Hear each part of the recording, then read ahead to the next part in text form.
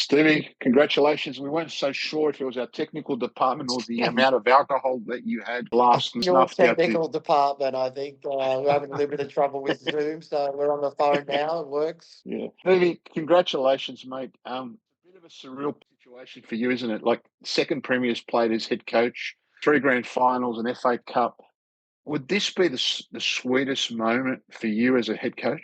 It's definitely different to the other ones that I've won before at Sydney. It's obviously a big challenge that we started here in Auckland, putting a whole new team together. And to have them come together so well during the season and end up winning the Premier's Plate, it is really a little bit special. So obviously I've got a great coaching staff, great players as well, and I'm just really proud of the way they've conducted themselves throughout the whole year. I know during pre-season, obviously for our relationship, you were very confident that you could put a team that would be ultra competitive, ultra challenging. But on reflection, there were times that you and I would speak, and I'd say to you, Pimby, I'm really concerned because while you signed some fantastic foreigners, and obviously they were extremely professional in their on and off the field, there was a lot of guys that were in the A League for the first time in their lives. De Vries, Gillian, Rogers, Breaking up a bit, Tony. Yeah, you're breaking up, Tony, a little bit. having had ever previously been professional. Yeah. Yeah, definitely. I think I got most of that. Yeah, sorry. I was just because, saying that. How did you? Yeah, it was obviously, it was going to be a strange one, obviously, because, the brief from Bill Foley was to get as many Kiwi boys as possible. And we really got them from the National League. We got boys from overseas to come back, and we got them from the national team, the All Whites. So that was the briefing. Obviously, we wanted some players that had experience in the A League who had won it before. This is the Brimmers, Scott Galloway's, Dan Hall, Marty Francois. We brought in later. He came in January, so he wasn't part of that at the start. And then obviously, the key for me at the end of the day comes down to the foreigners as well. If you get your foreigners right, you normally have a very good season. So I think the Kiwi boys have obviously stood up immensely. Francis De Vries is one of them, playing in the local league, Liam Gillian, Cam Harrison. They're all, good players in the National League here in New Zealand, and they've really stood up this year when we've needed them. And I think they've been the base of the team. Plus, I think they've just all worked really well together. They've, helped the foreigners settle in extremely well. And it's all come together really nicely. You there? Steve, people with you when you got the job, you went out of your way to make sure that you had a whole bunch of other people like Terry McFlynn, your football director. You had someone like Doug Cause. How big a role did they play in assembling this squad? Well, obviously it's great to be working with both of them again. Terry's director of football, Doug's, head of recruitment. They know me really well. They know what the players that I look for. It took a long time to get the squad together. Obviously, we were quite late with the foreigners coming in, especially Nader Moreno. He was the last one. Pretty much just before the season, maybe a couple of weeks before the season. But they're amazing to work with. They, like I said, they know me really well. They know the players that we wanted in the positions that we were looking for. I think we've done a good job, obviously, getting that together. But they've been obviously a massive help and a big factor of why we've done so well this year. Yeah. You've won the Premier's Plate. Obviously, the objective will be to win the grand final. That's got to be your objective. Is this like a new competition? Do you tell the boys, right, we've done what we've done, we've achieved it, well done, go out and celebrate, but come back next few days and we're going again? Totally, yeah. We got one more game against Western, which is going to play a big factor in, obviously, who finishes second. At the moment, there's 3 teams that can finish in second spot. So, we want to take care of that game next week as well. We want to continue our unbeaten run of 14. It will make it 15 next week if we can continue our run. And then, the boys that have been celebrating the last couple of nights, obviously, we're back to training tomorrow.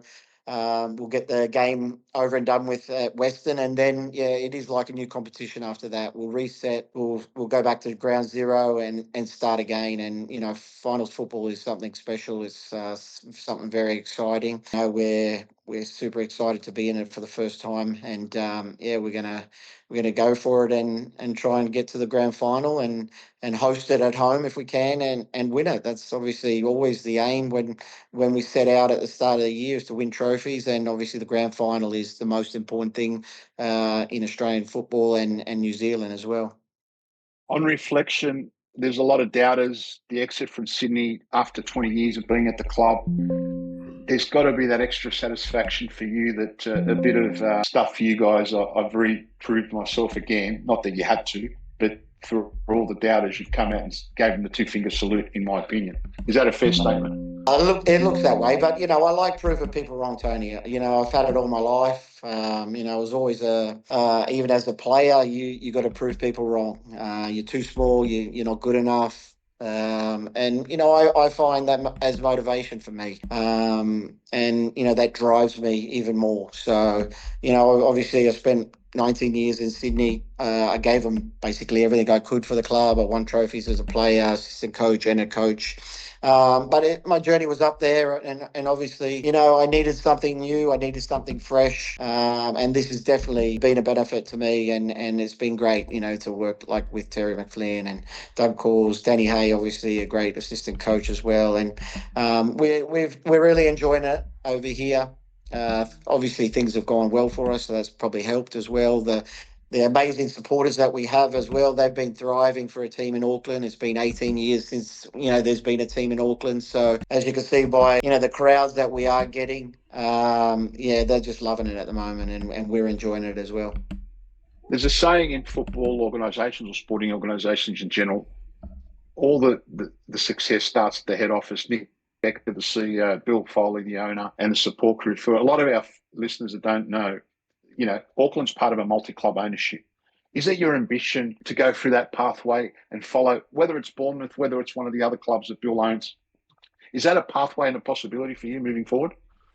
Well, it's definitely one of the reasons why I wanted to come here as well. Obviously, Bill Foley's got we've got the group of clubs that he owns. That's no secret. He said that he wants, coaches and also players to come through. Obviously, we start here, and if you're good enough, you can go up to the next club or another club. It just depends how well you're doing. So definitely a factor. It was a dream for me to play overseas, and it's no different as a coach. I think it's one day I want to test myself overseas, and we'll see. But I'm really obviously I've got a 3-year contract here. I'm really enjoying it in my first season, and the job's half done really. And obviously this time of year is the time of year that everyone wants to be involved into the finals. So we're looking forward to it. Yeah. Well, for me, Bimby, all the congratulations in the world for all the doubters and all the skeptics and all the people that sort of wanted to talk your other previous achievements down. I was Arnold's team, I was Sydney FC. You started from scratch, you built it up from the ground up with a lot of support, with a lot of good people. Yeah. You've got to be really proud. And something tells me that you're understating the Bill Foley multiple club futures, and we wish you all the best. And it was important to get you on. We really appreciate it, mate. I know you've been flat out with the boys. And just one last question on my behalf, if the boys have any others. How many beers did Terry McFlynn have? I lost count, mate. I lost count. The Mayor of Auckland. He is. He's a champion. He's obviously done a wonderful job, Terry, putting this team together as well. And like I said, we work extremely well together. He knows me very well. We've played together. Now we're working together again in Auckland and having a lot of fun along the way. Stevie, congratulations. You've done a terrific job. Tony's exactly right, man. I followed you closely in your playing career, now in your coaching career. Everything you've done with football has always been spot on. You get it right, either as a player or a coach. Now, very early on in the piece, you played a game behind no fans early on in the pre-season with Central Coast Mariners, and I was there because one of my players was actually training with you, Tommy Mako. You had him there training, and I spoke to him and just watching, and he told me he couldn't believe already how good the environment was so early on in the piece and how professional it came across. And he mentioned to me as well, and just watching you early on, that you were going to be a real threat for in the competition. And looking back at it now, boy, his words were spot on, and about how the approach you taken on from very early on, it just things were gelling pretty quickly. Yeah, definitely. I think I remember that game as well in pre-season. Pre-season was, it was a slow build-up for us. Like I said, the foreigners come later. We had just basically the Kiwi boys put together. But, I think we've put together really good people that really want to achieve something, that are hungry to achieve something as well. And that started in pre-season. We got into their heads about, winning. It's all about winning, and we do it the right way as well. And I think that's translated into games. Obviously, it's taken us a little while, and you got a long pre-season to put a team together. So we obviously are happy about that as well.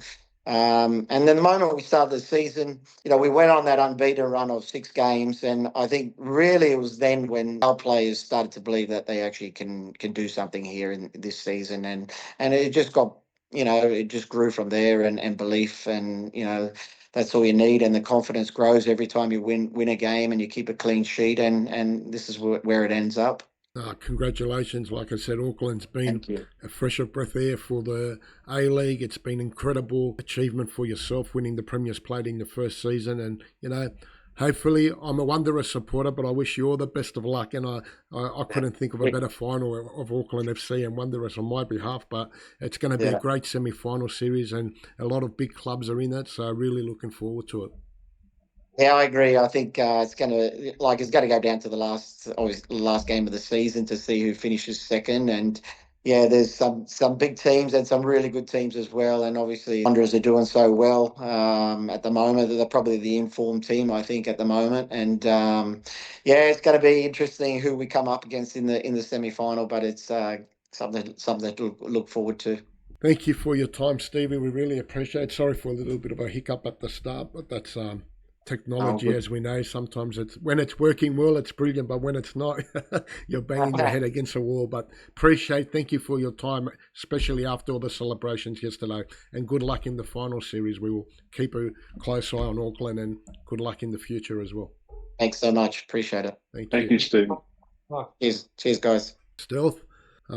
He's right.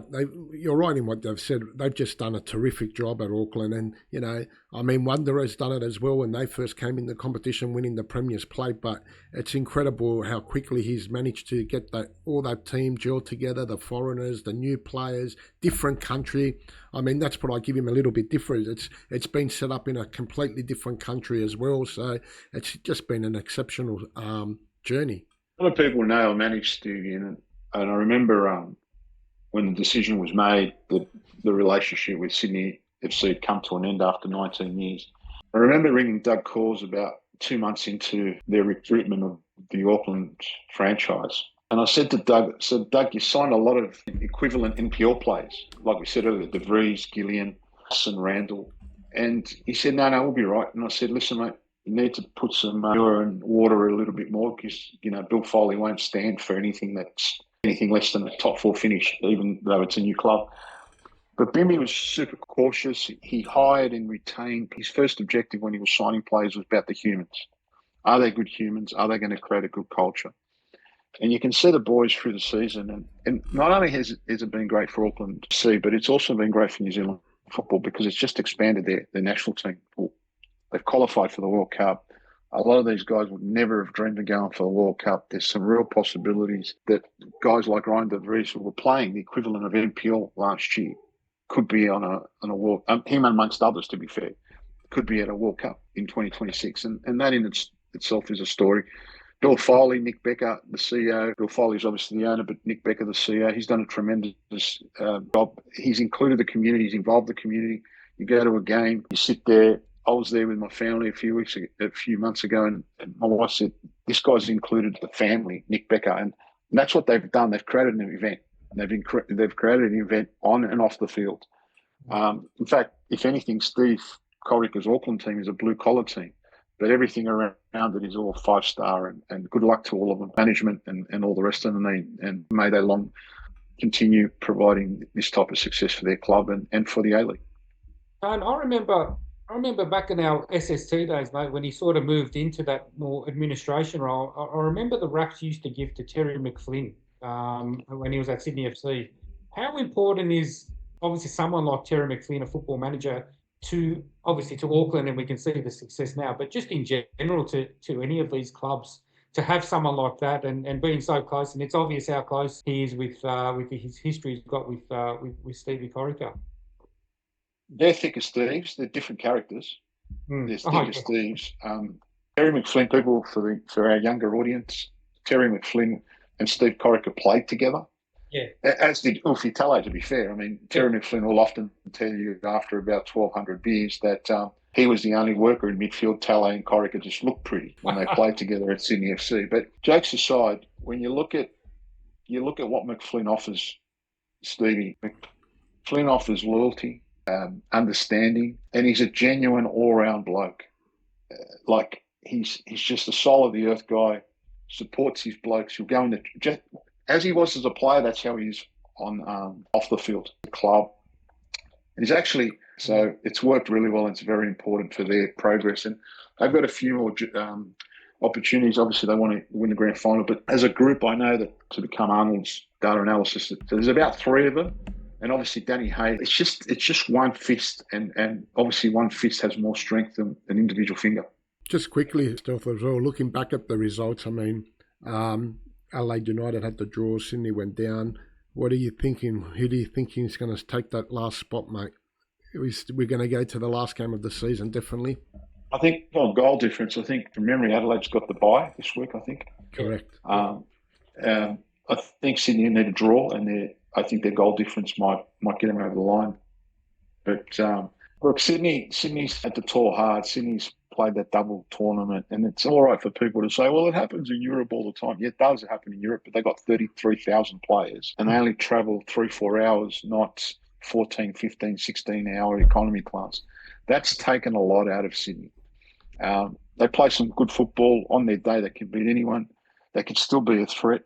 They look tired to me, but I'm just edging Sydney just. Also, sorry, Andy. Also, sorry. Well, I was just going to say it's an interesting one because, as Steve Corica was saying, it's that race for the second spot too is on between Melbourne, Western United, and the Wanderers. So Melbourne City won't go out there, just to get through the game. They'll be playing for a result as well. So 100%. I think Western Sydney Wanderers will get there. Yeah, they're definitely playing. Like I agree with Corica, one of, if not the form team of the competition at the moment.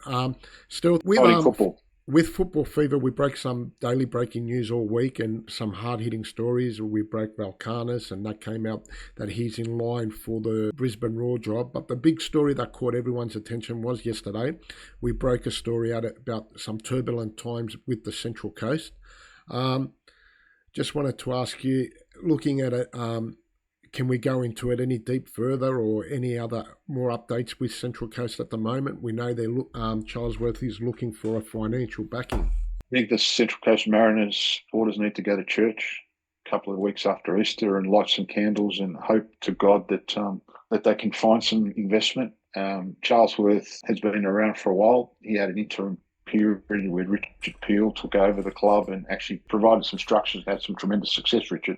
But the finances and the commercial aspects of it are not looking great. I don't know any more than what you posted the other day, or you said, Chubba.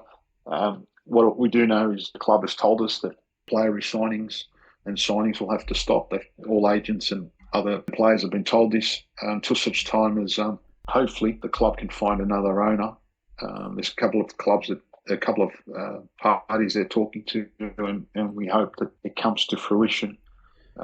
Sad story because it's a great club and it's one of the better community like Gosford clubs. You would think if the people really know about really what's happening in such a community, and it's played a huge part down there at Central Coast, you would have to believe that there would be some financial help to help them out. I mean, John Singleton, I know one man that comes to my mind, the biggest media man who lives down there, John Singleton, but how much would he want to be involved in football is another story. Well, I don't know. John's at Singleton's at a certain age now, and I think he's a rugby league man. I think he's helped from time to time, but that's not his caper. And, he's getting on as well. So does he want to take on extra responsibilities? I'm not sure about that. I think I read a football article today in the Financial Review where they said anyone that invests in football is not sound financial practice. And while I agree with some of that sentiment, I think there's a lot of low-hanging fruit that football does not look at. I think clubs can generate revenues via different factors. I think we've discussed this on the show many a times, how we're not trying to reinvent communities or get other communities to follow our game, and how we're not bringing Indonesian or Indian or Vietnamese players, strong new immigrant communities that would have shown in the past that they support their own, and try and grow support through the Asian corridor. But look, it's a sad case. I really hope the Mariners get out of it. I mean, people think this club in 20 years of A-League existence has made 6 grand finals. 100%. Winning 3. They've actually won an Asian competition. They've sold some of the most players. They've developed some of the best Australian talent when we weren't developing talent. So they are unbelievably ingrained in our game, and we'd hate to see them fall over. So what sort of time frame are you looking at for saga with the Mariners? Look, I think it's difficult, but I think it'll crystallise in the next 8 to 12 weeks, in my opinion, one way or the other. Yeah. Tony, we had the big news with the Wanderers about player movement. Some players looking at moving abroad to Aberdeen in Scotland. We're also hearing maybe Sekic at Sydney FC is another one now potentially that could be moving abroad as well. What are you hearing? It's not for me to think. Obviously, the Nikola Milanovic story to Aberdeen hasn't been rejected by anyone, but I expect Segic, I expect Botic, I expect 2 or 3 others to go. The Lucas Harrington deal, my understanding, is close. That's good money for our game, yeah. When you're getting 800,000 for a young player, when you're getting 800,000 or 900,000 from Milanovic, is it as high as it should be? Probably not. But if you get your on sales right, and who knew Lucas Harrington this time last year? Correct. Who knew of some of the other players that have come through, Pantazopoulos? Who knew about all these guys? For me, Waliti, Dylan Leonard at Western United. So Eamon at Perth, here's another one that's been sold. So with the $1.5 million reduction in the TV rights or APL contribution, the clubs have to find the money from somewhere. Ari Pjol's gone from for $700,000. He's gone across to the MLS. He's played 4 or 5 games in the MLS, 490 minutes for Macarthur. Ollie Jones went to Denmark in Randers. He unfortunately got injured. As soon as he gets fit, he's back in the squad. So we've got talented players, and I think we need to embrace the fact that we're a developing and selling league, and that's been reinforced by the financial forces that we have no choice but to go down that track.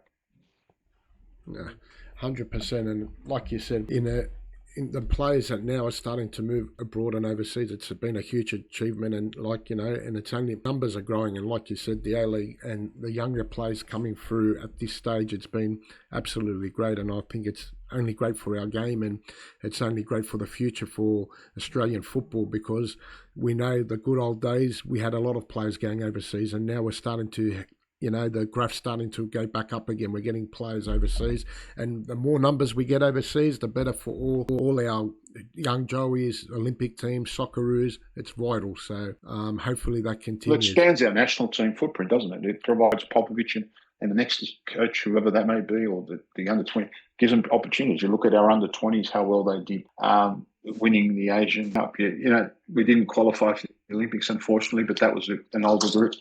There's a new batch of under-17s coming through. They were very unlucky not to qualify for the World Cup. Probably missed chances, cost them hitting the post. But for me, it's all about the opportunity and the growth in Australian talent, as long as they follow the right pathway and they go to the right clubs. Yeah. Still, that's pretty much wraps up all our A-League segment. Once again, brilliant interview with Steve Corica.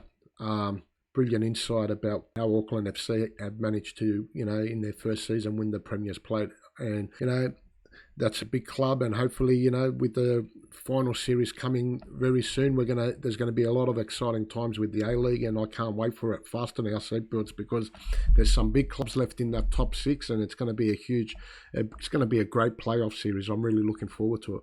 Yeah, gentlemen, have a good evening.